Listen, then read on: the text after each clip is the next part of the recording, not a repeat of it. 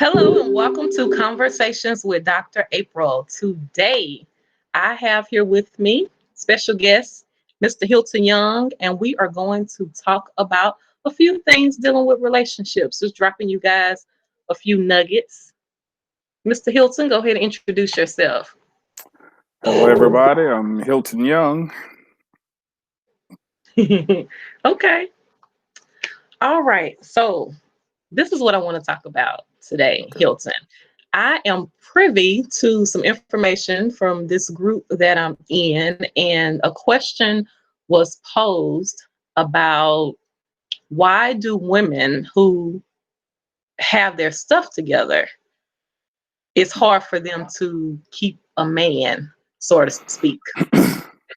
So I want to touch on some of the responses from some of the ladies, which I thought was very insightful, and they gave some really good detailed information as to why they think it's the case. But I also want to come back and have you respond to some of these and just tell me kind of how do you feel. Okay. So one of the responses was the men I've met aren't looking for a partnership like a lot of women.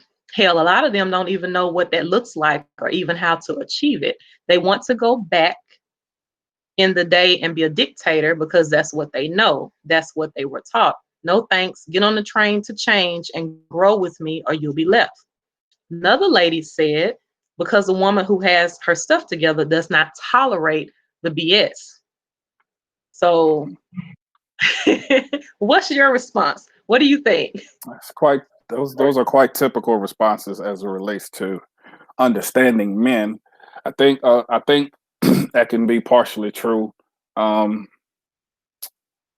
uh, I think uh, the biggest thing that's lacking between men and women as it relates to how we communicate is how we think, and the lack of understanding of how we as men think brings about a misconceived notion or a preconceived notion or no misconceived notion of who we are as men. And we have that natural desire to want to lead, and we have that natural desire to want to be the head, and that natural desire to be in charge is what we have. And um a lot of the times we meet women who are not willing to give up that desire to lead, if you will, and allow the man to lead. And so it may come off as a man not wanting the partnership, but really, it's not that we don't want the partnership. It's just that we want our rightful place as leaders of the household or leaders of the relationship. And so, like I said, it could be some truth to it because I don't want to not validate a woman's experience as it relates to what she's been through with a man because it's their truth, it's their reality. But I would invite any woman who make responses like that to explore the issue a little deeper than what's on the surface. And right now, what's on the surface is their experience with men, but it is also a lack of understanding of men in general that often leads women to say, well, you know what, it's hard to find a good man, this, that, and the other. I got my stuff together, and it's hard to find me when I got my stuff together. Well, it's a good man is hard to find, just like a good woman is hard to find. And when you say you have your stuff together, what does that mean? Having your stuff together, is it a financial thing? Do you have this together? Do you have your attitude together? Do you have your personality together, or you just have it together financially where you take care of your responsibilities? So I would want to explore their meaning of having your stuff together, because that could mean a plethora of things as it relates to finding the man of their choice. Because Okay. a lot of the problems could be them. They could be the problem of why why they can't find a man. Uh, they may not have their stuff together like they think they do. So I mean, I would want to explore that topic a little more. I think some women have acknowledged that, yeah, sometimes it's their attitude Mhm. and, you know, their lack of, I guess, wanting to control the Mhm. situation. So they did say that. Now, Mhm. one lady stated, I was that woman and was single by choice until I was with the right man who appreciated me being me and didn't feel the need to dim my shine to make himself stand taller. So Mhm. it's a lot of women that experience just that, to Mhm. where men are, so to speak, have low self-esteem, to Yeah. where if the woman does saying have her stuff together, that she's financially stable, she's taking care of her responsibilities if she have kids, she's stable enough to have her own home, or and pay her own bills and everything like that, and she doesn't necessarily have an attitude or issues in that department, but you still have men who deem themselves unqualified to date this particular woman Mhm. because he feels some type of way. Some of the ladies also stated that men want women that need them. So if I'm in a category of a woman who I don't necessarily need him, but I choose to and I want to be with him, that may be an issue as well. Yeah. Well, one of the things I can say right now, it, we have that natural tendency to be needed. So if you don't need us in any kind of way, then what's the point of having me here? There has to be some necessity there. You may not need him financially, but maybe you need him in other areas. If you want companionship from a man, then that's a need. Companionship Hmm. is a need. It's not just a desire. Or if you need a man to understand you better, you need a man with good conversation, a man with good intelligence, a man that's educated. Those are needs because every particular person needs something in order for the relationship to be able to gel and to be able to, to be cohesive and for that bond to be strong. And so, yes, if a woman does not get the understanding that a man has to feel needed in order to be in a relationship, then yeah, that's going to be a self esteem issue for us. And and we are very emotional beings. Quiet as it's kept, we're more emotional than women are, Yeah. and so and it's hard for men to admit to that, but it's the truth. I mean, boys are more emotionally expressive than girls are at a young age. Now we've been taught to cover it up and be hard and try to toughen up and things of that magnitude, but we're more emotional because we're more guarded than women are, and Yeah. so and and because of that, we're horrible managers and horrible monitors of our emotions. So it could be the slightest thing that pisses us off, but really when we use anger to express our emotions, it that we use anger as a comfort tool and a coping mechanism, because anger seems like the only emotion that does not emasculate us, Hmm. but at the core of pissing us off, you hurt our feelings. At some point you hurt our feelings, but we take it out in anger to make ourselves look more masculine, if you will. And so that takes a shot at our self-esteem where we're not needed and we're just there, just taking up space to be whoever you need us to be when you want us to be, and then kind of throws away. We have to be needed in order to feel confident about being in a relationship. But what So about the lack of confidence though? When you have go back to that unqualified piece. Like if the woman hasn't gave you any indication that she feels like you're unqualified to be with her, why do you feel less than? If you're confident enough to approach a woman and then after you have conversation with her and you realize she has X, Y, and Z, then I guess the intimidation or whatever starts to kick in and you feel like, okay, maybe I'm unqualified. I can't meet her standards. But before you were confident before you knew any of the stuff before she started talking. So it mm, puts women at a catch 22 of whether or not they should reveal so much in dating in initially, as opposed to, well, like for instance, for me, I have my PhD. So if mm, I'm dating someone, Do I tell this man that I have my PhD, or I be quiet and don't say nothing about my education because I'm scared he's gonna run off if he find out I have a PhD, because he's gonna deem himself unqualified to be with me.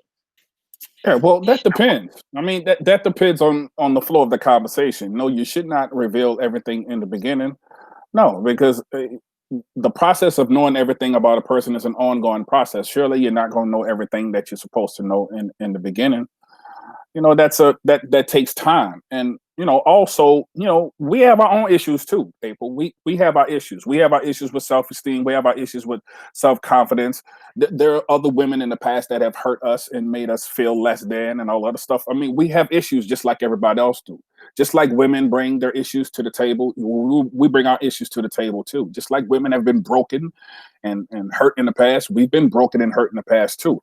So we Yeah. all have our issues. I think that women have to be willing to understand that there's going to be some baggage that's going to come to the table with any man that they meet.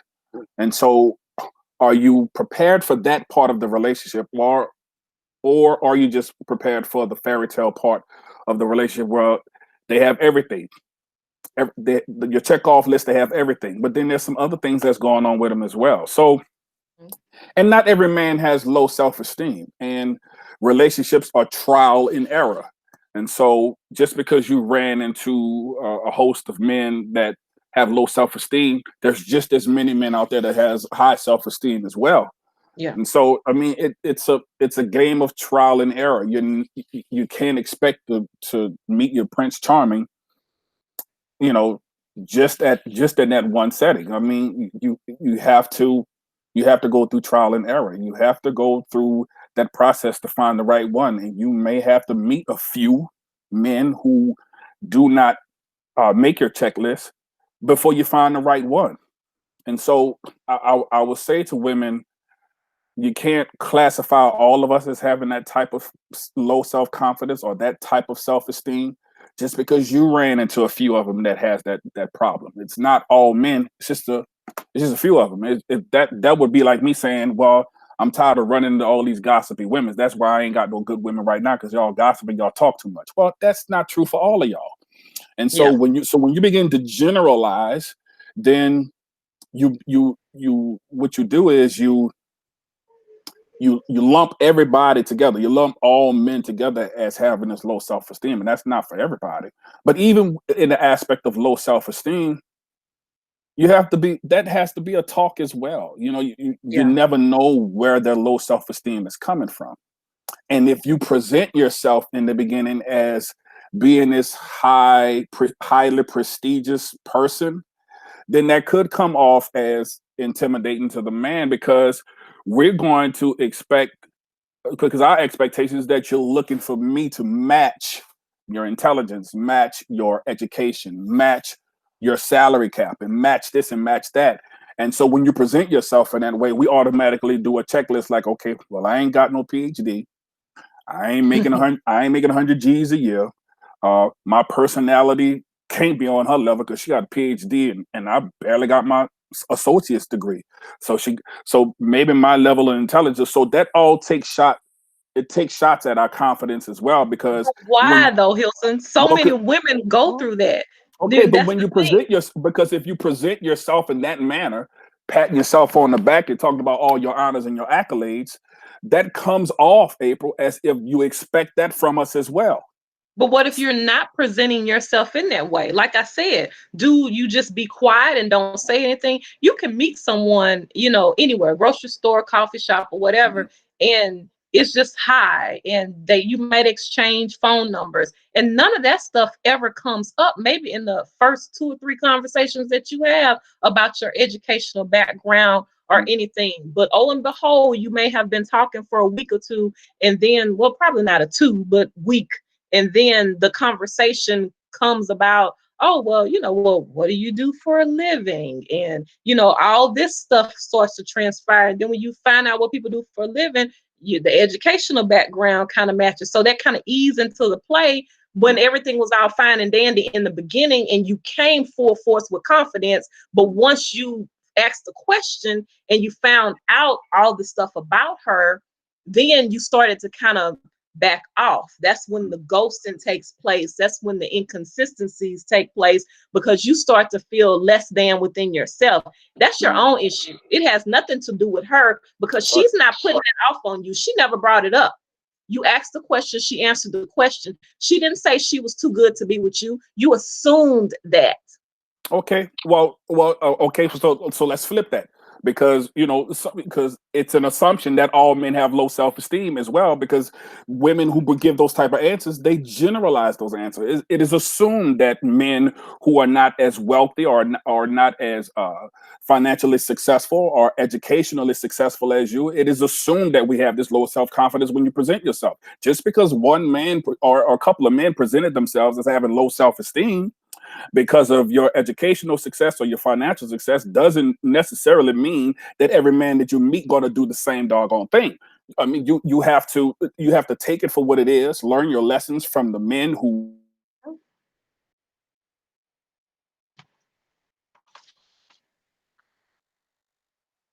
I agree. I think we and so froze. okay, We froze for a minute. okay, Go back. We're on now. okay. So I mean, so it's all built on assumptions. You know what I'm saying? Like why, like the whole question of why can't a woman find a man, a woman who got their stuff together find a man? Well, that question is based on an assumption as well. Just because you're not doing as well as you think you should because you got your stuff together, just because you ran into a few men that don't have their stuff together or their confidence level is not high, does not necessarily mean that all men are like that. So even that question is a general presumptuous type question. And so just as women assume things, we as men, we assume things too. And when you present yourself in that manner, even if they ask the question or not, it's based on perception. Communication is Yeah. interpretive. And so the interpretation of how it came off could be as, oh, she just digging on herself now. She just all high up here and all other stuff. It's all about perception at the end of the day.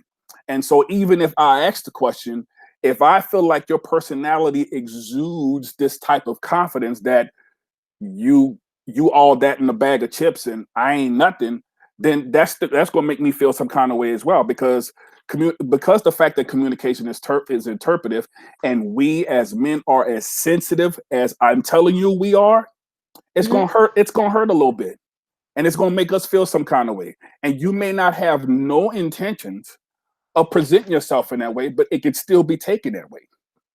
And And so, I agree.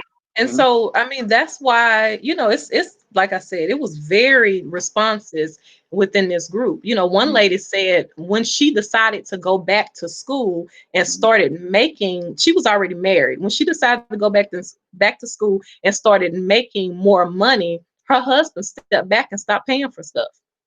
mhm.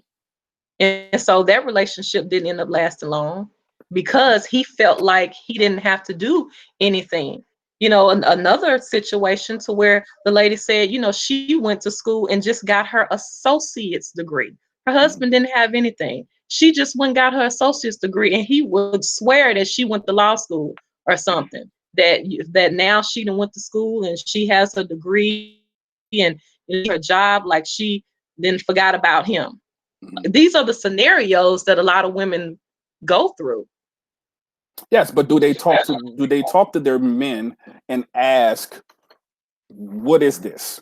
Why all of a sudden you're doing this, and this?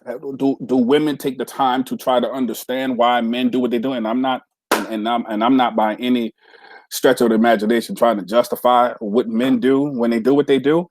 But there are reasons why. There's something at the core of a man that makes him feel some kind of way, that the woman has to be willing to dig deep enough to find out what is that and what can we do to fix that. Because it's going. I mean, you're going to. It doesn't matter who you run into. You're going to run into a man that has issues, regardless of what the Yeah. checklist look like. You could put all the superficial things out of the way, education, finances, and all this. Those things are superficial, but when you get to the intangibilistic things of what's going on inside of a man, that's core root issues.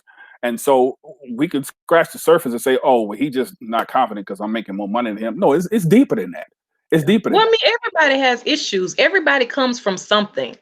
Right. So that's the thing. You coming from something. You getting out of something. Mm-hmm. Everybody then came from a relationship. You know, Mm-hmm. whether you starting one new or whatever, you just got out of something at some point, 2, 3, 4, 5 years ago, whatever. So you still have that stuff that ultimately you have to heal from, whether it's childhood stuff, whether it's past relationship stuff, heartbreak. Some of that stuff triggers and it comes back up in various situations when you start to communicate with new people. Mm-hmm.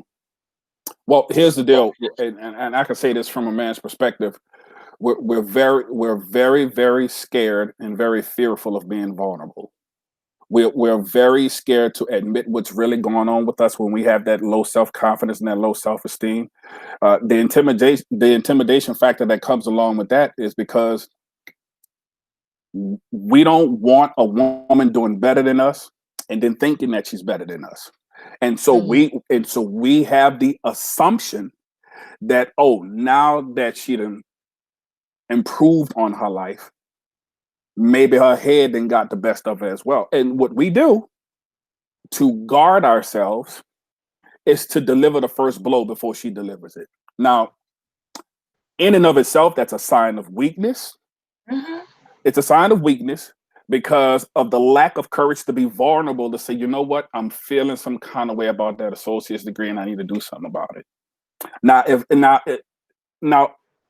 the question is a woman ready for a man to be completely vulnerable about what's going on with him, particularly about his insecurities? Because we are some very insecure beings because of the fact that we're so guarded. So if I come to you and say, you know what, I'm really intimidated by you. I don't feel like a man. I feel emasculated. I feel stupid. I feel dumb. I feel less than because you got that degree. Because now I feel like you think you're better than me. What will a woman do to talk him through that? Or will she criticize him? Will she ridicule him? Would she say, "Oh, man up and stop acting like a punk? It's just an associate's degree"? How would a woman handle that? And Yeah. in that regards, can a woman honestly say that she's ready for a completely vulnerable man? Can she honestly say that? I Because mean, some women are. well, have they ever experienced being with a vulnerable man before? If you've never experienced being with a completely vulnerable man, then how can you say that you're ready for it?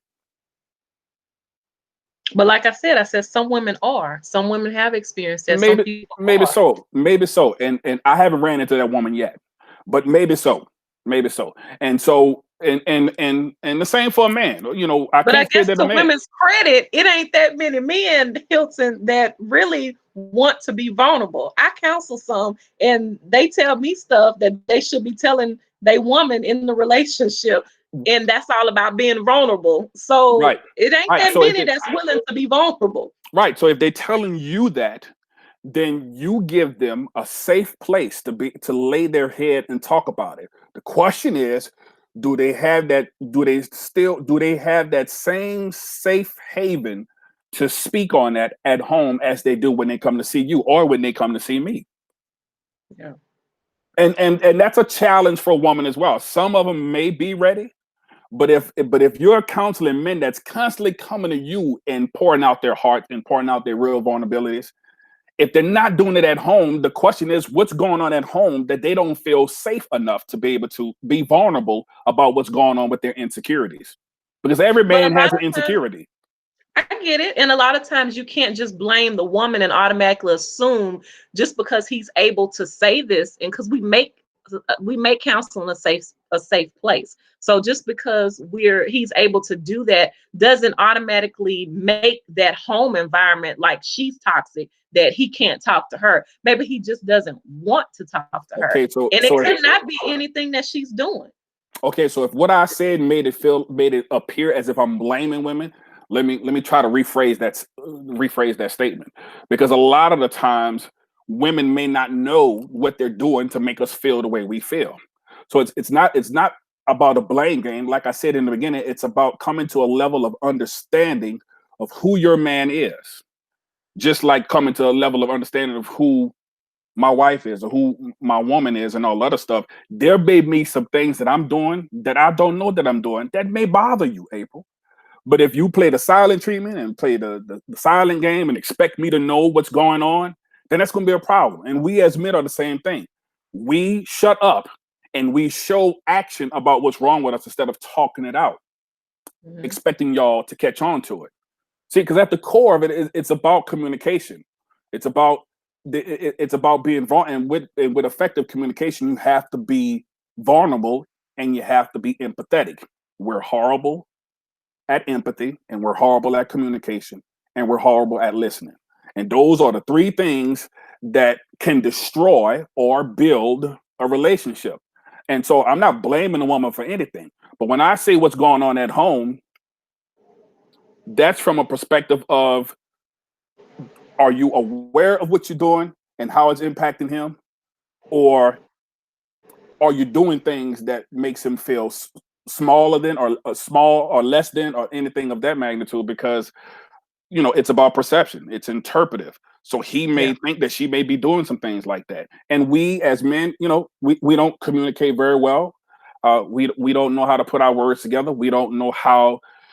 We're not good at communicating our feelings because we're so guarded and we're so careful not to make ourselves look like we're weak.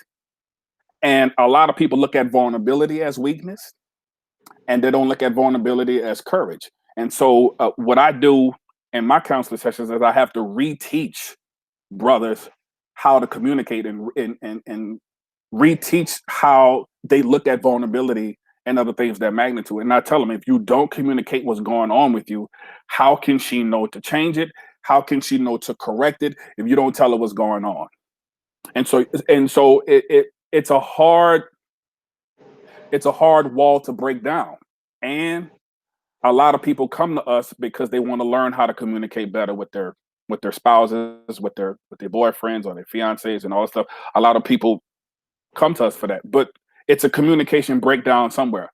It's either the lack thereof or how the communication is happening. Because a lot of people talk, but not everybody communicate. I think we talk more than we communicate. We talk and Yeah. we still not saying nothing.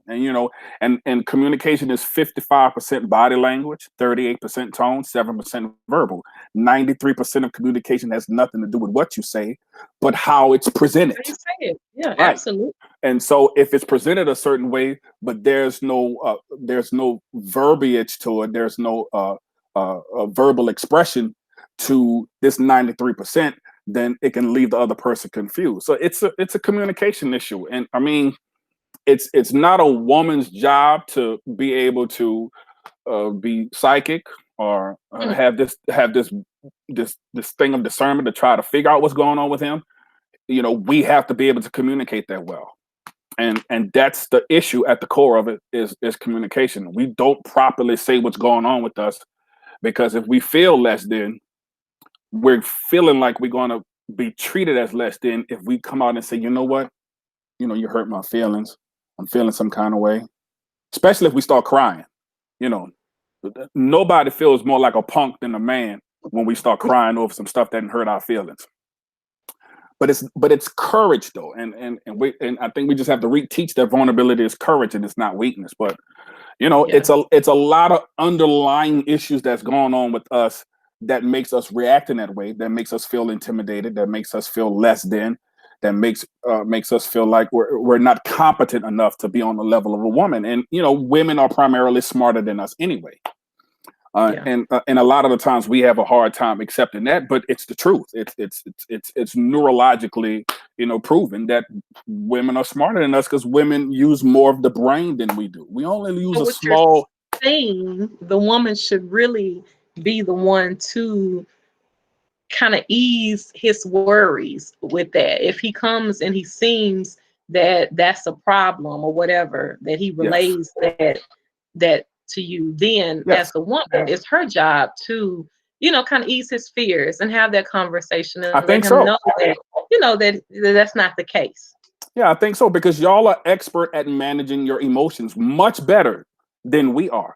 And so if we have the responsibility of protecting y'all physically, then there should be some responsibility on your part to protect us emotionally. Yeah. Okay. I mean, Yeah. I can see that.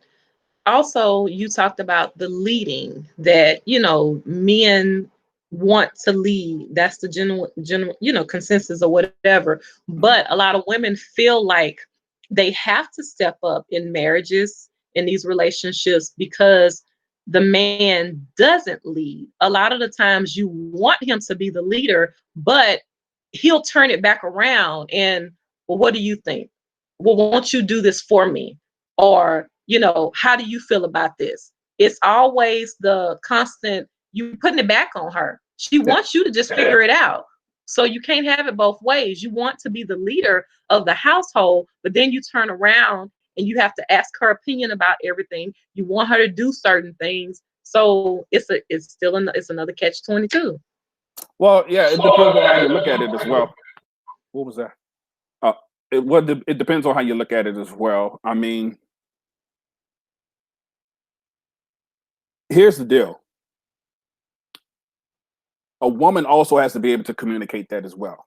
Well, like, babe, I need you to lead more. I need you to decide. I need you to be the man. I need you to be the head. Sometimes women, as much as women want that from us, I- you know, I don't hear too many women communicating it. Also, we may think that you're better in that area than we are. So we may come to you for your expertise. If we may defer to you in a whole lot of situations as far as making decisions, because I know a lot of women who don't like men making decisions without involving them. And so with that catch 22, are you talking about the woman who just needs the man to lead, or the woman who's going to get pissed off at the man for not coming to her about a decision he made without her? Because I know a No, lot of women that don't like for men to make decisions on their own without consulting her, and that could be the man. His deference could be him asking her, "What you think about this? What you think about that? What you think about this?" Could be that too. It just depends on how well, you I'm, look at it. I'm gonna give you an example. Okay, good. Okay, so case in point, a situation, a client, um, want husband to cut the grass. So, has mentioned it, and this happens in a lot of different cases. Hmm. Hey, the grass need cut, can you get somebody to cut it, or can you go cut it?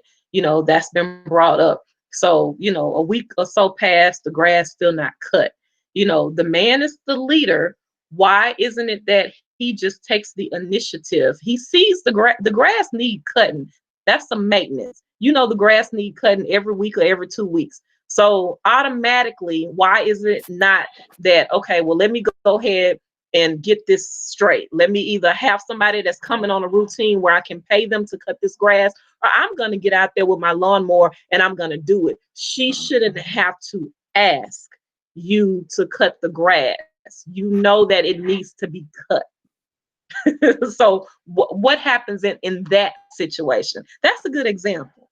Yeah, I guess it's a good example if you want to look at it from that perspective. I mean, it depends on, and it also depends on what kind of household you came up in as well. Yeah. He may have came up in a household that he didn't have to take the initiative.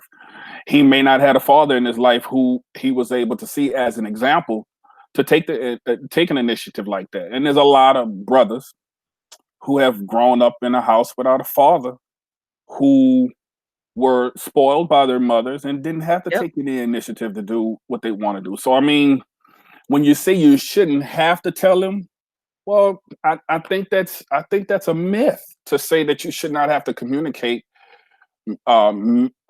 responsibilities around the house because obviously you come up in two different households, so there's going to be a clashing of personalities as far as how one was raised, and if a Yeah. woman just feel like she shouldn't have to and then start making decisions because she never communicated it in the first place, that can also bring about some problems as well because the man may feel some kind of way that you didn't come to him about that.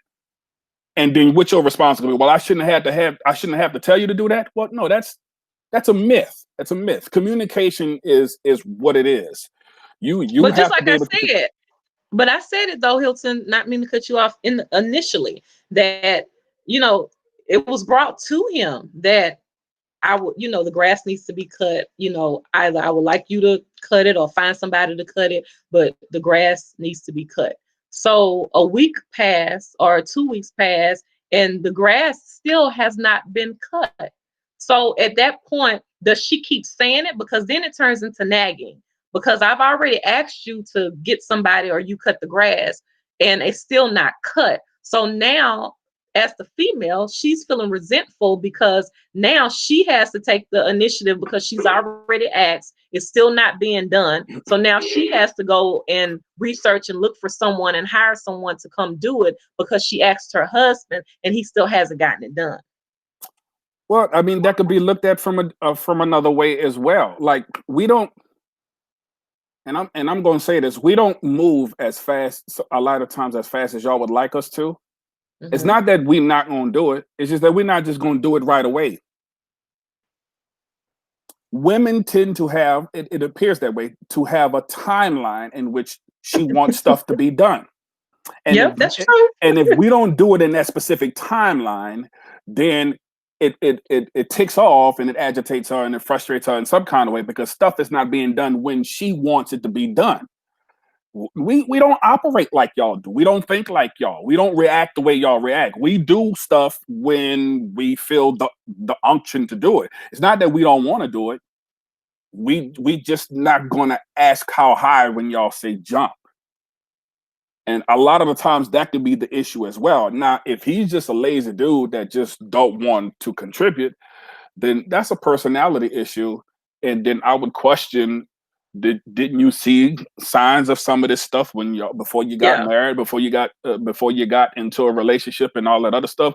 Or is he just that man that's just not going to move right away or according to your timeline? So it just depends on what kind of man he is. Does he not move right away or in a specific time frame in which the woman wants him to move, or he's just a lazy dude that just gonna feel like, well, I'm a man, I do whatever the heck I want to do because pride and ego, because we have incredibly large egos as well.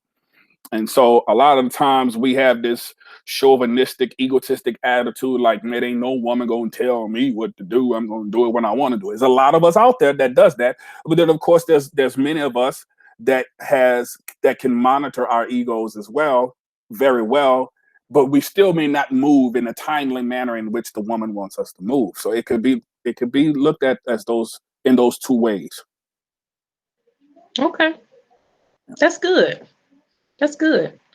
Anything else you want to add, Hilton? I think we touched on a lot. We dropped some good nuggets, some info. I think that can help couples out. Yeah, I think every couple should seek counseling. I don't care how good or how bad the relationship is going. I think every couple should seek some type of counseling because I think that couples need checkups just like we need checkups when we go to our PCPs, our primary care physicians. I think even the healthiest of couples should seek counseling, but especially those who are having those type of issues in their house. And something needs to give, and Yeah. you can always run away with your own perception of what's going on with the man, but it's just a perception. It's just an assumption. And it may be your experience, but your experience doesn't always tell the story. More than likely, it don't tell the story. Sometimes you have to hear it from the horse's mouth. So find other ways to engage your man when it comes to things that bother you about us. Because I could tell you there's a lot of things that bother us about y'all as well. And Mm-hmm. and both parties have to be willing to listen. Both parties have to be willing to get rid of themselves and practice some type of empathy and some unconditional positive regard, and be willing to listen to understand your mate and not listen to respond. Because we could go back and forth with the but this and the but that, and if you're developing a comeback for him every time he speaks, then that's going to they have to give up the right fight in order to understand each other. And most couples fight to be right. And when you fight to be right, you could fight yourself right to divorce court. Because Yeah. it's not about right or wrong. It's about understanding each other. And a lot of the times, even when you apologize, you're not apologizing because of your admission of guilt. You're apologizing because your actions may have hurt their feelings. even though it wasn't your intentions to do it. And a lot of the times we don't know how to set our intentions aside to acknowledge what our actions have done. And a lot of the times we defend our intentions at the expense of our actions. But every time you defend your intentions, you're going to automatically justify your actions in some kind of way. If you step on my foot, you didn't see my foot there, but you put all your weight on my foot, even though you didn't see it. My foot's still going to hurt when you walk away. So you're not going to say, well, look, this is why your foot shouldn't be hurting, because first of all, I didn't see it. Second of all, I didn't mean to step on it, so it shouldn't be hurting at all. Well, you just put all your weight on my doggone foot. So you're going to tell me my foot shouldn't be hurting? Well, that's the same way for my feelings. You're going to hurt my feelings, whether you know you're doing it or not. I need you to be empathetic enough to say, I apologize for hurting your feelings, even though it wasn't your intentions. So yeah, that's my final say on that. So Okay. Well, to piggyback off of that, I do agree that all couples should go to counseling at some point or yeah. another. But I also believe that people should go, especially if they have trauma wounds.